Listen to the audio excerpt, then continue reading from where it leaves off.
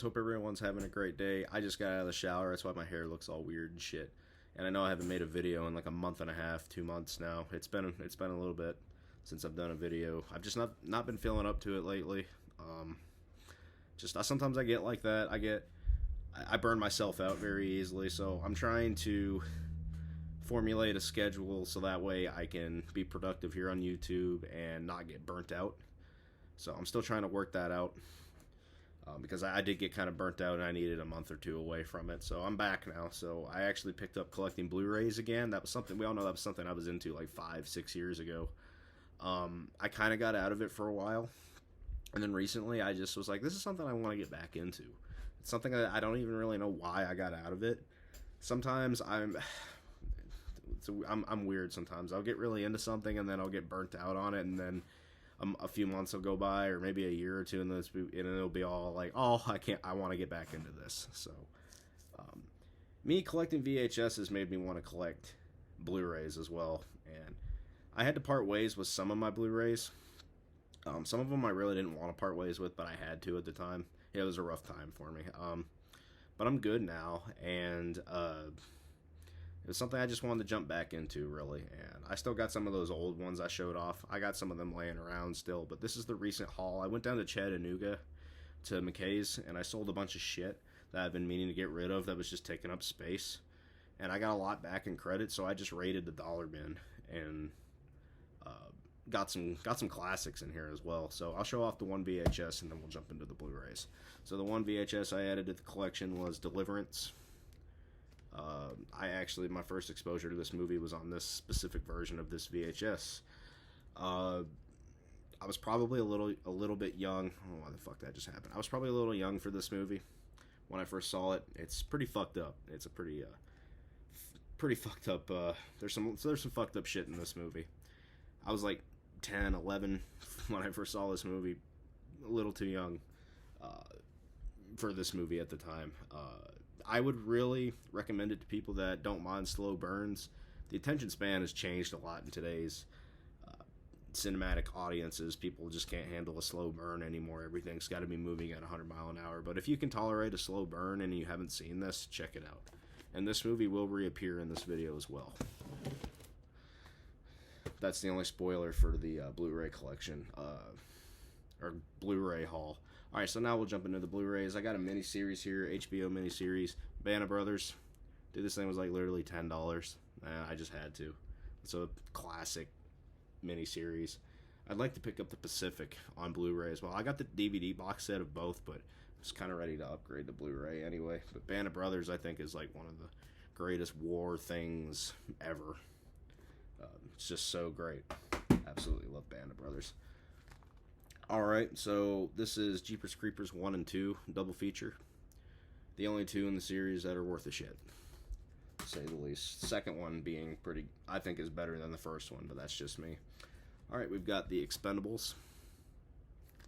We've got the Expendables 2, my favorite in the series. And we've got the unrated cut of the Expendables 3, which honestly is not that much better than theatrical. I actually don't hate this movie. I do like this movie. It's just definitely inferior to the first two. And for anybody asks, no, I'm not really all that excited for the Expendables 4 for various different reasons. All right, this is one I know that I owned at some point. This is The Last House on the Left remake. I really wish that would stop happening. It's aggravating me. Last House on the Left remake. I find this to actually be better than the original. I don't say that about a lot of remakes, but this is one of like the 4 remakes that I think are genuinely better than the original. And I think the original is good too, but this one's just, I don't know, it's more tonally consistent with what's happening in the film versus the fucking idiot cops from in the original. So yeah, I think definitely the remake is better. Alright, so we've got The Patriot.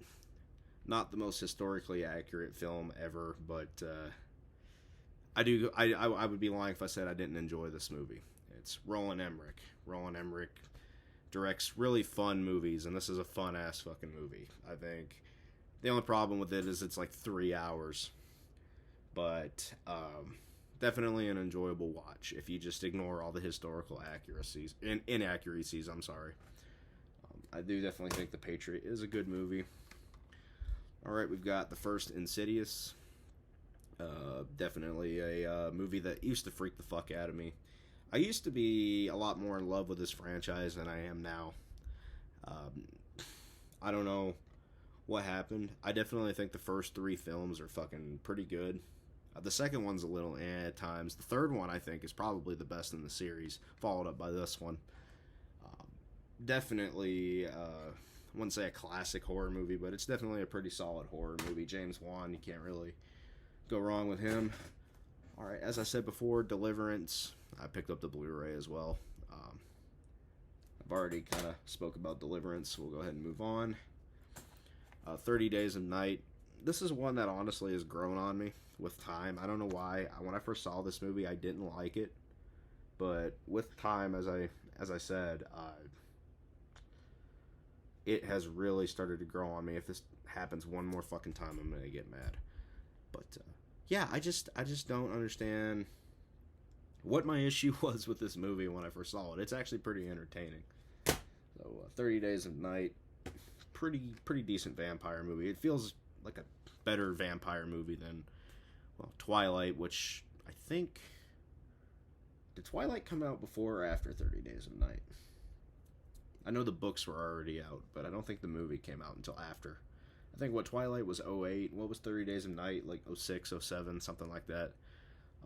Yeah, definitely a better movie than Twilight, but I wouldn't put it up there with The Lost Boys or anything like that. But anyway, moving on, we've got a double feature pack.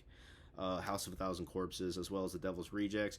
I saw this because I recently met Bill Moseley at the fucking Smoky Mountain Terror thing. I'm like, I have to. These movies are fucking great. I love them. And Bill Moseley's a hell of an actor. We've got the original Hatchet, unrated cut. Just cheesy gore porn slashers. That's basically the Hatchet franchise. Not really much to it other than just kills and blood, guts, and gore and nudity and sex. That's a Hatchet movie. Alright, we've got Shooter. I haven't seen this movie in a fucking long ass time. I've been wanting to rewatch it, and I saw it in the dollar bin. I'm just like, alright, well, fucking, it was 95 cents. I was just like, yeah, okay, we'll grab it. And I haven't seen this movie since I think it first came out. So I guess now I have an opportunity to rewatch this one. I don't know why I put that there. We've got Django Unchained. Saw this in theaters. One of my favorite movies, probably of all time. God damn, it's just such a classic. Can't ever go wrong with Tarantino. I think the only Tarantino film I didn't enjoy that much was Jackie Brown. Oh my god, I'm getting really tired of that happening. But yeah, other than that, Tarantino has given me a knockout film almost every time. So, we got Superbad, one of my favorite comedies. Not really much I can say about Superbad that hasn't already been said. Got a classic war movie here, The Dirty Dozen. Lee Marvin, can't go wrong with Lee Marvin. If you haven't seen this movie, what are you doing? The Dirty Dozen. Love The Dirty Dozen. We've got Full Metal Jacket. It's another good one that I really enjoy from time to time. Arlie Ermy is fucking great in this movie, and this thing does say the best war movie ever made, maybe for its time. I definitely don't think, I wouldn't put this above, when we're talking Vietnam War movies, I wouldn't put this above Platoon or The Deer Hunter or anything like that. Or I wouldn't even put this over Apocalypse Now, but I do really enjoy Full Metal Jacket. Though I think the greatest Vietnam War movie ever made was Platoon. And here's another good Vietnam War movie, We Were Soldiers. It's a little heavy on the patriotic American propaganda side, but I do really enjoy it. I think it's got some good battle scenes in it. Mel Gibson, he's a great actor. I think he's an even better director. So, We Were Soldiers. I do really enjoy it. I just kind of have some problems with it. I didn't realize I put all these war movies in a row. Alright, speaking of the greatest war movie ever made, in my opinion, Saving Private Ryan. I actually used to own this fucking Blu-ray. I don't know what happened to it because I don't ever remember parting ways with it. But I saw it, and I've been looking for the Blu-ray for fucking. I've been looking for it around the house for like 2 fucking years. I saw it for like $1, and I was like, all right, you know what? Why not? I'll pick up Saving Private Ryan, greatest war movie ever made, in my opinion. Just my opinion. Another great war movie that's come out recently, 1917. This movie was fucking great. I loved it. I saw it in theaters. I thought it was fucking excellent. Um, I'd say definitely the best World War One movie ever made. War Horse was pretty good too, but this one I just think was better. This was just such a unique take on World War One. All right, we got Fury. Not one of my favorite war movies, but I like it. I do enjoy it. I saw it in theaters actually. It was pretty good. I enjoyed it. I think out of all of the more recent World War II movies that have come out, this one's probably one of the better ones. In the American war movies, there's a lot of great European ones out there that never get talked about. But like I said, it's really not one of my favorite war movies, but I do like it, and I'm glad to have it in the collection. I think this is it for war movies. Yes, it is it. I saw this in theaters because it came out on my birthday, 12 Strong. It was okay. Definitely one that it was worth $1. It's fun. It's a fun action. I'm not the biggest fan of Iraq war movies. I've seen a lot of them in theaters. The Hurt Locker was cool. I saw that in theaters.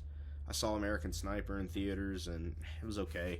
This one was just kind of okay. I definitely think this was better than American Sniper, but I don't know what it is with Iraq war movies. I think it's just because I'm very anti-Bush. Don't mean to get political here, but yeah, very anti-Bush, very anti-Iraq war. I kind of felt like the people that went and fought in it were used, and they weren't treated well when they got home, and it was just a stupid fucking war. But this was a fun little movie. I enjoyed it. Saw it in theaters. It came out on my birthday, and it was like the first R-rated movie I went and saw by myself. Oh my god, I'm tired of that happening. Let's just get through this video. We got the Dark Knight trilogy, little box set. Actually, I don't think I've even taken this out of the box. What is this? Oh, it's a message from Christopher Nolan. Yeah, that's what the box set looks like. Well, the box, the actual Blu-ray box, this is what the cover box looks like. It's kind of cool looking. What is this? I've never taken this out of. Oh, okay, cool. These are like little pictures. Little pictures. I'll have to open that later and see what all is in it. Man, it's so hard getting this back in the box. I kind of wish I didn't take it out of the box. But yeah, the Dark Knight trilogy. Alright, we got the original Alien. I prefer Aliens, but this is still a classic, and I love this movie. Just prefer Aliens a little bit more. I'll have to pick it up if I see it. Alright, we've got the first Conjuring. Saw this in theaters. Scared the fucking shit out of me. Scared the fucking shit out of somebody I saw it with that I have fuck all to do with now. And want nothing to do with anymore. But I saw it with that individual, and it scared the fuck out of them. And moving on to The Conjuring 2, which I think is superior to the first one. I think this is the best in the whole Conjuring universe. Like, that includes the Annabelle, the Nun, the Curse of, what was it, La Llorona, however you want to pronounce it. I think this is the best in the entire cinematic universe of The Conjuring. The only ones I've not been a big fan of were the first Annabelle, the Nun. I've not seen the second one. I don't really care about it. And I did not like The Conjuring 3. I enjoyed The Curse of La Llorona. I think that's how you say it. And I enjoyed Annabelle 2 and Annabelle 3 to an extent. And I just enjoyed this the most out of any of the Conjuring universe movies. So definitely happy to have that one. We've got First Blood. Classic movie. Love the first Blood. Rambo. Alright, this one you're kind of making fun of me for this. But I really like this movie. I really do enjoy the fuck out of this movie. It's I Am Number 4. I went and saw this in theaters, and I actually read the book and all that too. And I really enjoyed the movie. I thought it was really fucking cool. There's some really great action in this movie. It's just the only thing that I guess would deter people from this movie would be that it kind of has that high school romance feel to it and whatnot. that didn't bother me.